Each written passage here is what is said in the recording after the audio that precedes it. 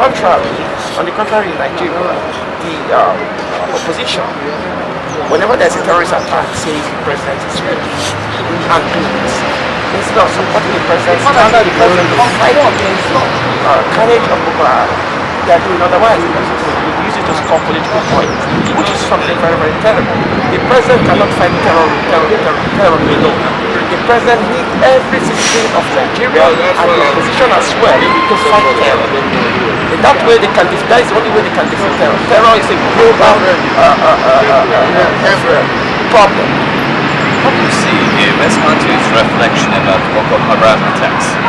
I think I see it's a discrimination. In place of denouncing terrorism in Nigeria, every time terrorists attack, you see the media in the West talking about the terrorists instead of talking about the Nigerian government. Instead of talking about ways to assist the Nigerian government, they talk in favor of the terrorism.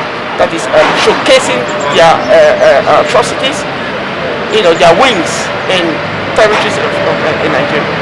Thank you very much. Thank you very much. Do you have time or if you